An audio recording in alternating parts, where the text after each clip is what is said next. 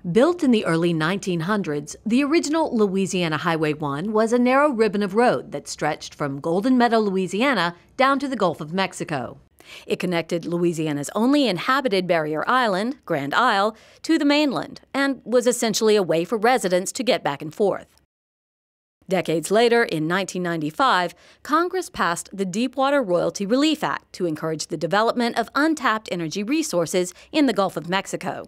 This legislation would transform Southeast Louisiana, revolutionize a fledgling port, and put a tremendous burden on LA1. When Congress passed that act in 1995, it became evident to us that things were going to change in coastal Louisiana, that there was going to be a huge amount of energy found. There was going to be a tremendous need to access this efficiently. And that more than likely the Lafourche corridor, because of its uniqueness, would be the area chosen for energy companies to service the activity in the Gulf of Mexico. Port officials and other public and private stakeholders formed the Louisiana Highway 1 Coalition to address the issues that would soon surface, and the decision was timely.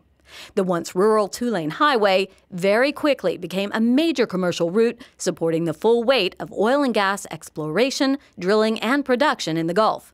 The massive amount of material and machinery needed to establish and sustain these operations was being transported daily to Port Fourchon along LA1, and this enormous increase in traffic became complicated by another factor.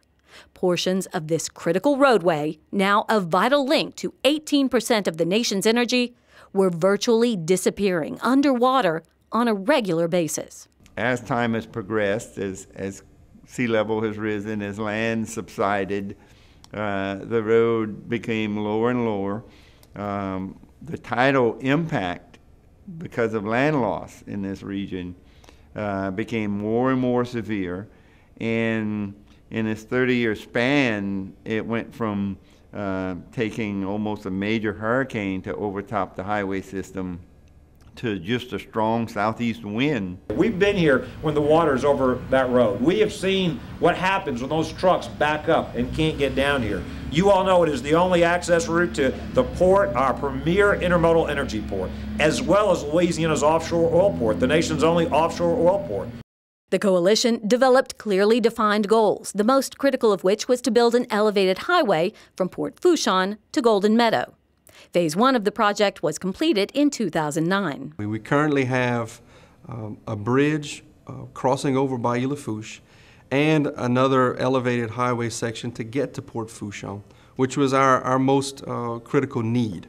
Now we're working on the section from Leeville to Golden Meadow to get an elevated highway into the levee system, which at that point would have an elevated highway from Golden Meadow all the way to Port Fourchon, which would give us access pre- and post-storms much quicker. Well, the next phase and the important phase is the next section of elevated highway. That brings us to Golden Meadow into the hurricane protection area.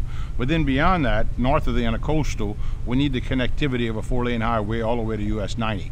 And that'll be the next leg. It'll be a lot drier and a lot easier probably to build. But the important part is the elevated section, which is very expensive. It's through some very sensitive wetlands.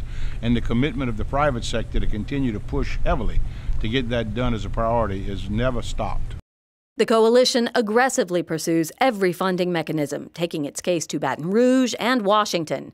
But a large buy-in has come from private entities. The private sector has really been the backbone of the entire LA1 project initiative.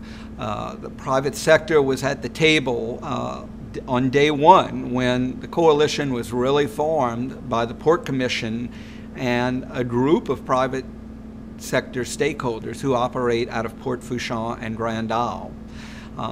More recently, the private sector has really stepped up to the plate in agreeing to provide some matching funds for Phase 2 construction of the LA1 project.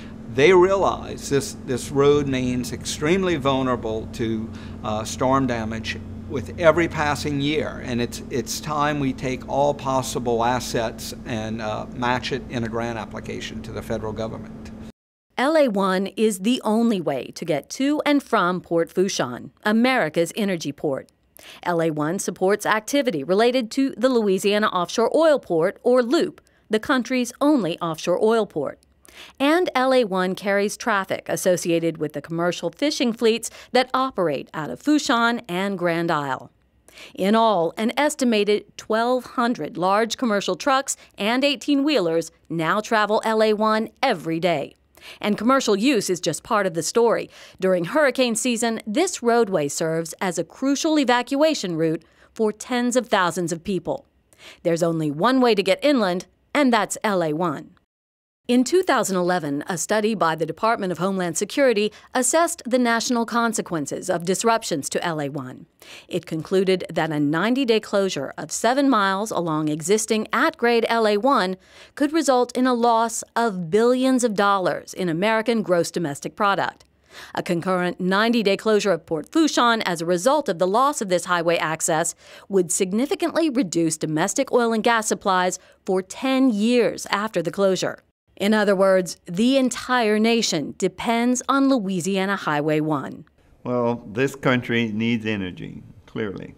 It is the basis for our economy. You look at, we're the largest energy consumer in the world.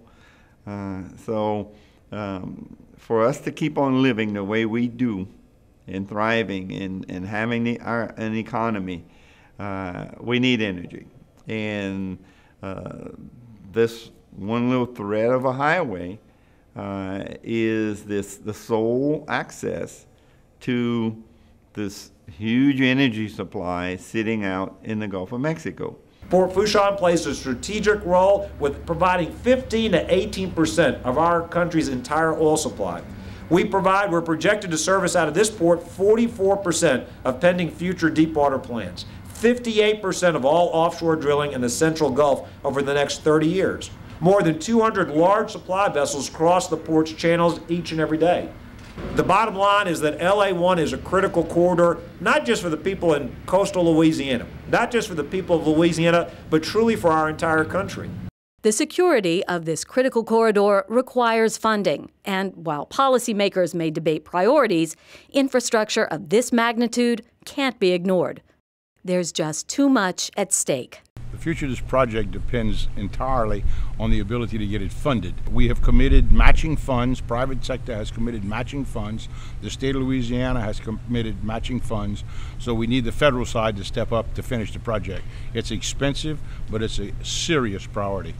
The Homeland Security study completed in 2001, which looked at the cascading impacts that the nation would suffer should we lose LA1, determined that there would be an $8 billion impact in lost gross domestic product to the nation.